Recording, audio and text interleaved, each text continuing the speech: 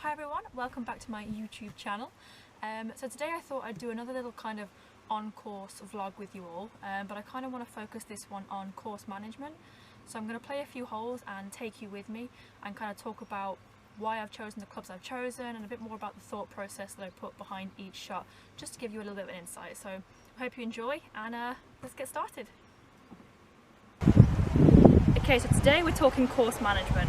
Now when everyone thinks about course management, they think playing safe, being boring and not taking out your driver. However, that's not the case. It's all about playing your safe. It's about playing to your strengths and trying to avoid your weaknesses. So we're here at Abbey Golf Country Club on the first hole. So I have out of bounds to the right hand side. I also have out of bounds to the left down onto the driving range here. So it's a really tough starting hole. Now for me in my game, my driver is my strongest club. So I tend to hit 13 out of 14 fairways every round, and it's the club that never ever lets me down. If I was to hit a 5-iron or a hybrid off this first tee, I guarantee I'd get myself in way more trouble than I would if I'm going to hit this driver. So let's see how I get on.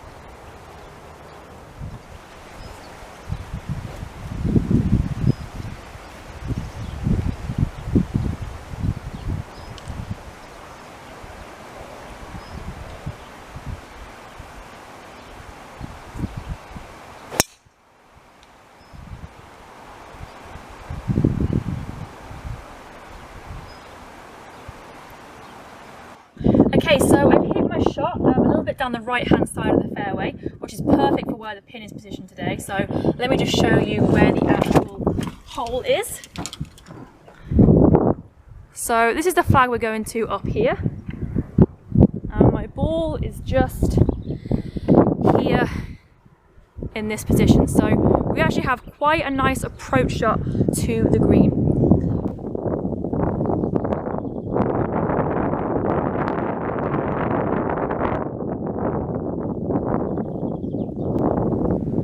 So I have 77 yards to the flag. Like I said, there is quite a bit of height to where the green is placed, which is going to add on 10 to 15 yards for this shot. So I'm going to tweak this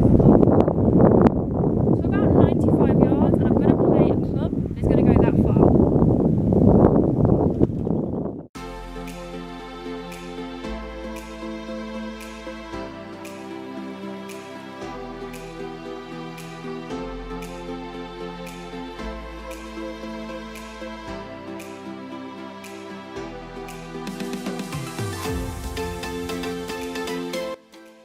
Okay, let's go see where that shot actually went.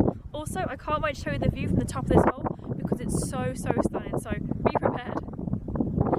Okay, so are you ready to see this unbelievable view? So here is the hole.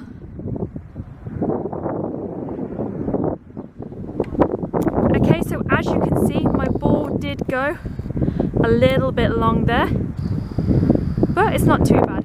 This green is quite tough when the pin's at the front, so let's go work out this putt together. Okay, so when I'm thinking about a putt, I'm thinking about the pace, I'm thinking about the aim. So with this putt here, I have quite a downhill gradient with quite a lot of slope on it. So I'm going to really focus on where I'm going to stop this ball before the slope and where I'm going to aim it. Now the slope is going to run off to the right, so I'm going to aim somewhere way left off the flag with this one. So I pick a spot, I'm thinking somewhere around about here. And I'm going to focus on this spot and just stopping the ball somewhere here, rather than thinking about actually stopping the ball at the hole.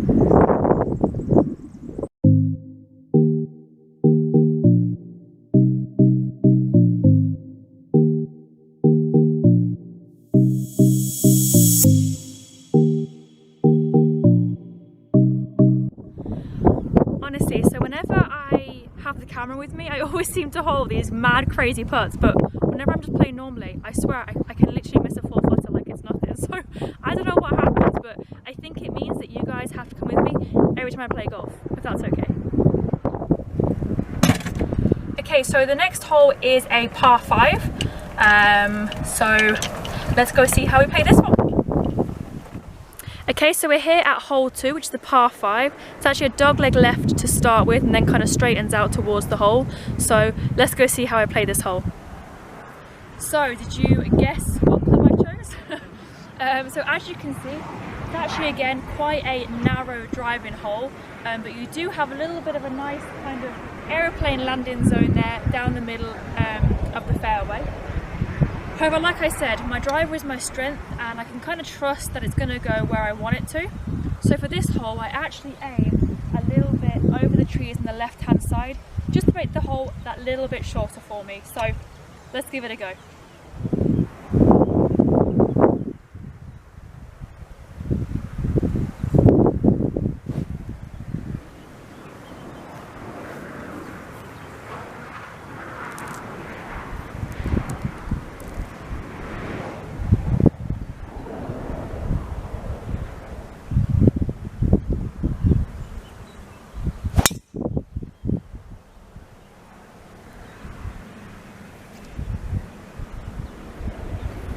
Okay, we did it. So a lot of people will spend, a lot of time on the range working on their technique and things like that, but it really is that playing side on the course that's going to make the difference actually when you're playing, and course management is a big part of that. If you have a plan for how you're going to play each hole, obviously we all have bad shots, but the more you have a plan set in place that works to your strengths, and is your way of getting around the hole, honestly, the more you'll see an improvement in your game and in your scores. A good way to practice is to go on the course with 2 balls, play the hole completely differently with each ball, and see which way works best for you. Like I said, the more you have that plan, the easier it will get, I promise. Okay, so my drive has ended up just here. We do have a tree there in front of us, but the green kind of goes round to the right hand side a tiny little bit, so I'm okay to kind of hit it just right at this tree and actually end up in front of the green. So what I'm going to do is I'm going to take my 3-wood, purely because we have a little bit of wind behind, giving us a little bit of help, a little bit of distance, and I know if I hit my 3-wood I can get almost to my favourite zone of 70 yards to the green, which I really love to play. So I'm going to hit my 3-wood, hopefully get that spot, and then give myself a chance to have a nice wedge up for a birdie.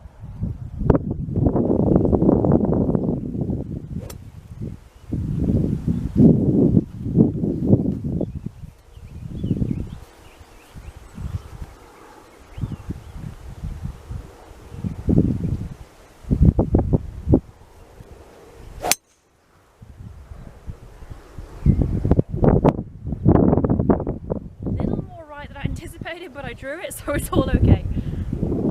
On a par 5, sometimes, everyone kind of thinks the further I hit it, the more chance I have of making that birdie or making that par. It's not always the way. Sometimes people hit 3-wood purely because they want to get it as far down there as possible. But what happens is they may leave themselves, a 50-yard shot that they haven't got a swing for, or they don't feel comfortable playing. And what happens is you leave yourself, a third shot in that is actually not going to benefit you. Whereas if you hit maybe a rescue wood and left yourself 90 yards in, that may be your distance that you're really good for. So always think about, what is your best distance? What is the best club you play with? And try and leave yourself shots that you know that is your strength, you know that you're good at, rather than sometimes always trying to hit it as far as possible. So when you're in your next par 5, really think about, what is my optimum distance? Where do I want to be where I know if I hit this on the green, I'm going to put it close because I'm really comfortable with it. Okay, so I've left myself 77 yards in, which is what I perfectly want to do, playing my 3-wood there as my second shot. Now I know that my 75-yard shot is a 3/4 54-degree wedge. Right now the wind isn't really affecting much, so it's going to be playing the distance. So where this pin is on the green here, it's normally on a little bit of a hill when it's at the back of the green like it is today. So I know that if I hit a little bit short, that's going to be perfect because I'm going to leave myself a nice uphill putt for that birdie attempt.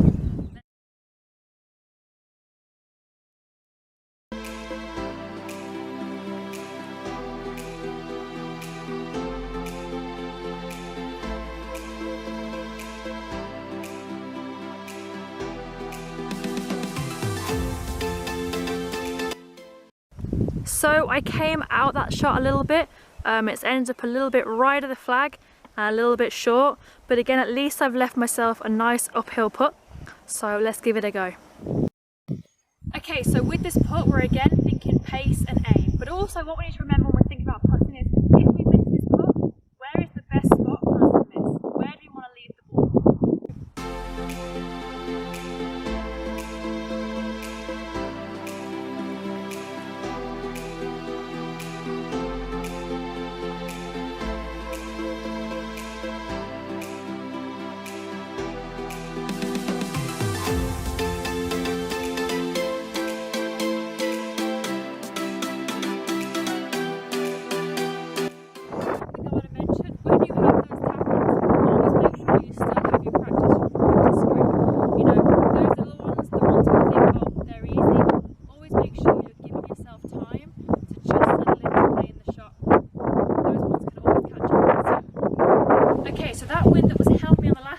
Is now completely in my face on this hole. Let me just show you. That grass is coming directly to you. It's not that strong, but it's strong enough that I'm going to take an extra club to make sure I have enough to get to the middle of the green of this hole. So I have 120 yards to the pin. I would normally take my wedge. Today I'm going to take my 9-iron to make sure that I have enough to get over that slope that's leading down from the front of the green. Let's see if I can make a par.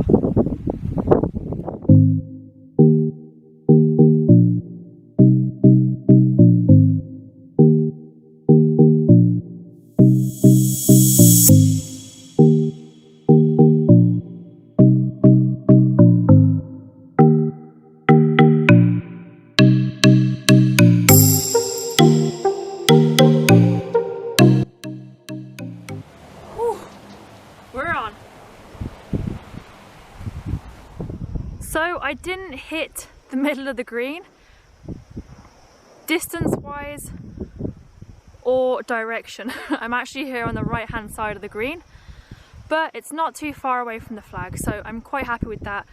It hung on just nicely there before it rolled down this hill. So let's give this putt a go. Hopefully nice, easy 2 putts for a par. Okay, so sometimes the shadow throws me off, but because I've played this course a few times, I know that there's not much break on this putt. Maybe a little bit to the left hand side. So I'm going to focus more on the pace of this and just make sure I leave myself a nice putt for my par putt. I'm going to aim it a little out the right hand side because I know it's going to break a tiny bit to the left of the hill.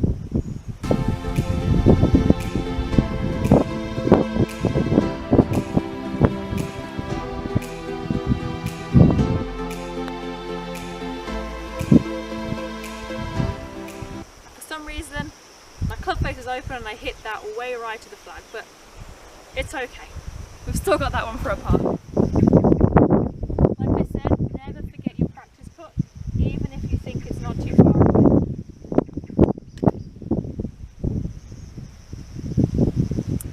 Well guys, thank you so much for coming along with me for those 3 holes there.